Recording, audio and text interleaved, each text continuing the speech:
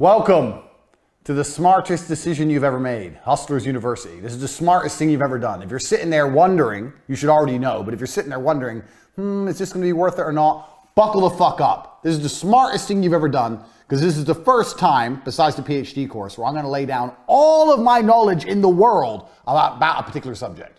PhD course was girls. This is gonna be about business. Everything I know about making money. So the way this came around was I was convincing yet another person to not go to university. I have convinced, well, I don't know if I've actually convinced them, but I often say the biggest mistake people make in their lives is traditional education. It's a waste of time, it's a scam. And I always tell people why it's a waste of time, why it's a scam. Like there's the double inflation principle that I coined myself, the fact that more degrees exist every year, which inflates them because they're less valuable because more exist. Plus the price goes up every year, which means it's less valuable because it's more expensive. If more exist, the price should go down. Scarcity and value are linked, but there's some kind of double inflation that goes on with education, which is propagated by the mainstream think tanks because they want to put you in there and they want to brainwash you. They want to put you in there and they want to turn you into a pussy, not actually teach you anything that's useful, just turn you into a little worker drone. Nobody goes to university and leaves knowing how to get rich. And if you look at all the richest people in the world or all the most successful people, they'll say, I didn't go to school, or I quit university, I dropped out. Because you're not learning anything about getting rich. You're sitting there just being brainwashed. It's bullshit. So when I was sitting there saying to this person, don't go uni, don't go uni, don't go uni, they said, well, what do I do instead then? I said, learn from me. And they said, oh, okay, well, what do I learn? I said, well, you can join the war room, you can learn there, da-da-da. So, okay, yeah, I'll join, but is there anything else? I thought, you know what? I'm gonna start my own university. I'm gonna give people a genuine option, a genuine alternative to mainstream education. I don't know about you, but me personally, all I ever want to do was get rich. I didn't give a fuck if I got rich breaking rocks or got rich being a professional fighter. I didn't care.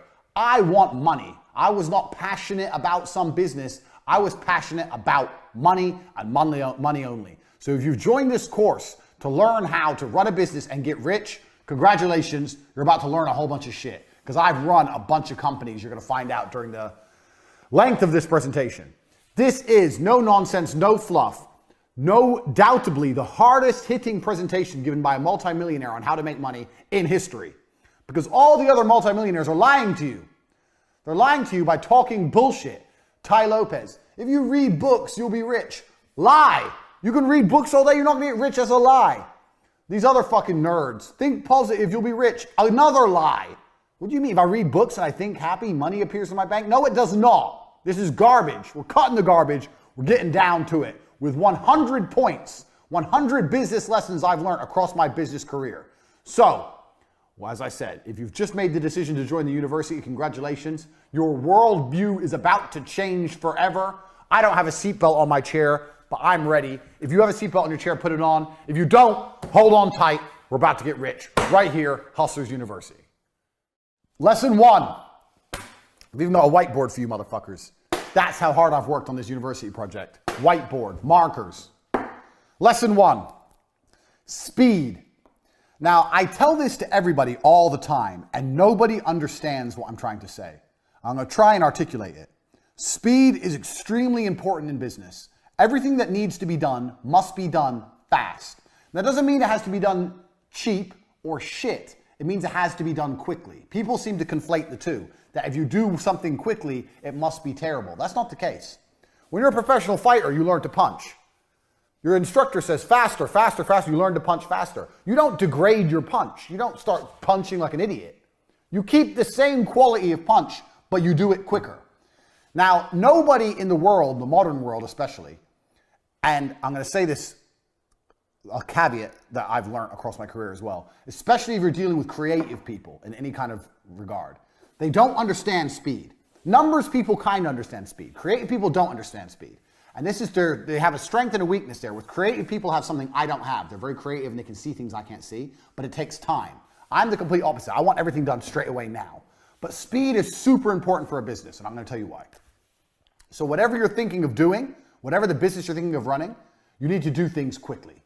If an airplane, everyone knows how planes work, is flying through the sky, arrow, beautiful demonstration for you there, a beautiful fucking diagram. Even if its engines fail, it will continue to fly. If the engines fail, it will not fall out of the sky and instantly crash to the ground. It will continue to fly. Do you know why? Because it has forward momentum. It's going forward, and that means the wings are creating lift, air is going underneath the plane. As long as the plane goes forward, it will not fall and fail.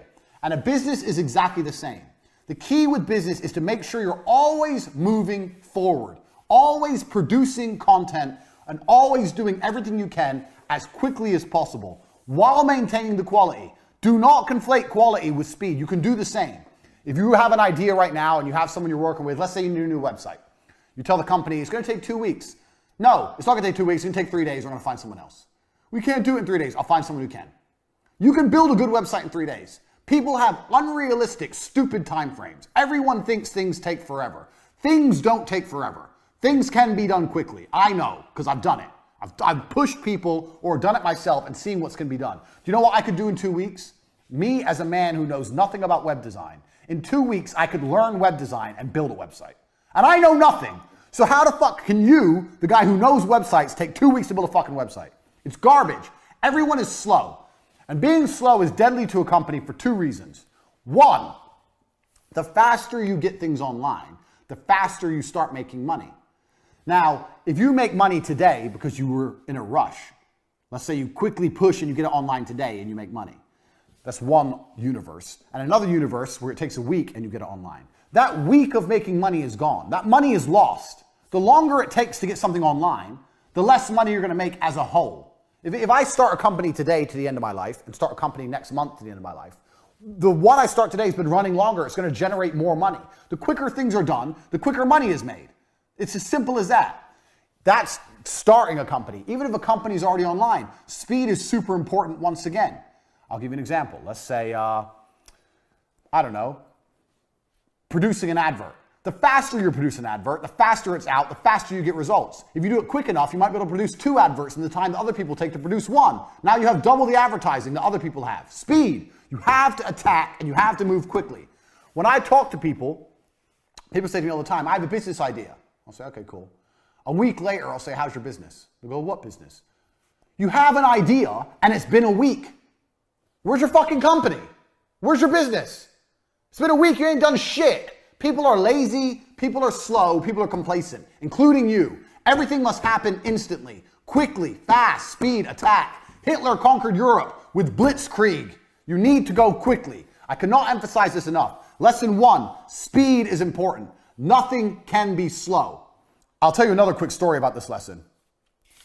I used to run a company, so you're going to find out about a whole bunch of companies I ran and I've run in my time during this presentation. So my work history is long and varied, but I'll give it to you a very short version.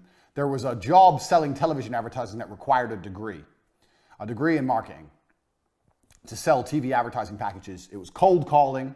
This is a long time ago. I was 13 years ago, before email was a thing. You'd get on the phone, you'd call people up, marketing manager, hi, my name's Andrew Tate, I'm calling from TriStar Television, I'm interested in da-da-da-da, are you interested in putting your brand on TV, blah, blah, blah. Old school sales, which anyone, if you've not done a sales job and if you are going to look for a job, do a sales job. Because once you learn to sell, you're going to be all right. And you're always going to be looked after by the company because you bring the money in. They're going to give you a nice car, a nice office, whatever. So anyway, I went to apply for this job.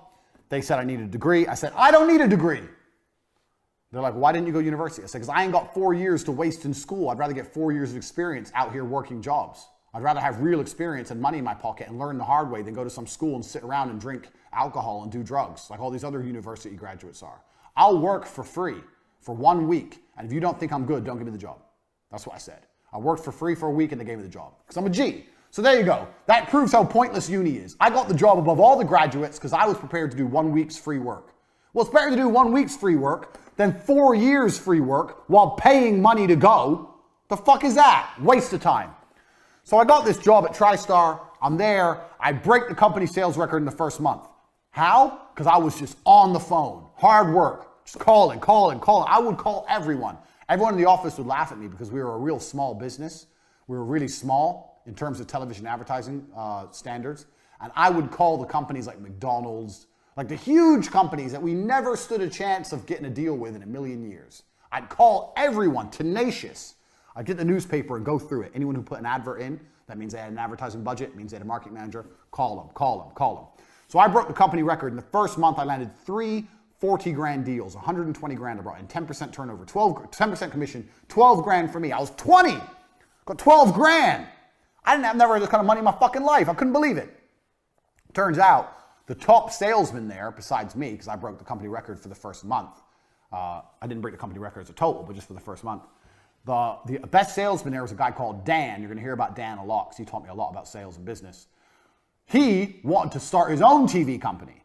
So I'd only been there a month. Now I'm having lunch with Dan, the number 2 in the company, and he's saying, I'm going to go start my own TV company. I want to make you a managing director.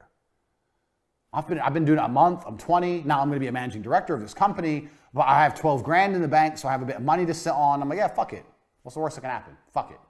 So I only worked for this company a month and a half before I quit and start my own TV company. I'm 20. I own 50% of a TV advertising agency.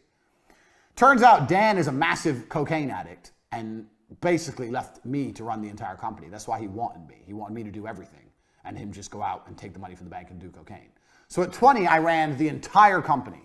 Now, for a year and a half, this company functioned. And this company functioned by selling the cheapest television advertising that ever existed. So what we would do was, let's say we would charge people 19,000 pounds, and that would include a fully produced advertisement from start to finish, and their airtime on TV, and all the legalities to get them on TV. You have to go through the advertising standards, everything. That was a complete package with like 150 adverts on TV for like 18 grand. And we're calling people on the phone, me and Dan. Eventually we hired Tristan, ended up with like 10 members of staff, cold calling the world, promising television advertising at this price. Now, how does this all link back to lesson 1, speed? I'll tell you how. Because on an 18 or 19 grand package, we were only making 2 grand, 3 grand. We weren't making any money on it. In fact, a lot of the deals we were losing money or breaking even, but we were just trying to build up a customer base. We were just going into meetings saying, here's our clients, and showing a list of clients. People were like, how the fuck these young guys got all these clients? They must be some kind of young marketing geniuses. That's what people thought we were, but really we were just selling it too cheap. So we had all these clients. So how did we stay alive for a year and a half before it finally blew up in our face? Speed. We were robbing Peter to pay Paul. So we were getting money in. I bought a brand new car. Dan had a brand new car. We had this big fancy office. We're paying wages, but we didn't have enough money. So how do you pay to put the person on TV? Well, you get a new deal. You get a new deal. You get a new deal. So you're paying for old deals with new money. But the key was, as long as we kept the speed going, as long as we kept the speed, as long as we kept pushing forward, we were never out of business. We didn't even need to make profit. We just needed to get money. If you can just find a way to get money into the bank, you don't even need profit. We were doing 2 deals a week. In our first year, we turned over nearly £1 million. I'm 20. I've got £1 million business. But there was no profit. It was just land a new deal so we can put the old deal on TV. And eventually you get deeper and deeper and deeper and deeper into the hole. So it gets to the point where you owe shitloads of money, which is what happened. Now, this business would have still lasted another 2-3 years. And this business, I learned a very valuable lesson in, which we're going to come to later. We're going to come back to this business, so pay attention. But I learned a really important lesson in this business. But this business would have lasted another 3 or 4 years, except I took a 1-month holiday to go training kickboxing in Thailand. I was still training at the minute. I wasn't a world champion by then, but I was still a professional fighter. I was training. I took a 1-month holiday. During my holiday, Dan just did shitloads of coke from the company bank account, just emptied the company bank account. No deals were landed, and it all blew up in our stupid faces. Law, fucking court cases, everyone taking us to court. I was 20. When you're young,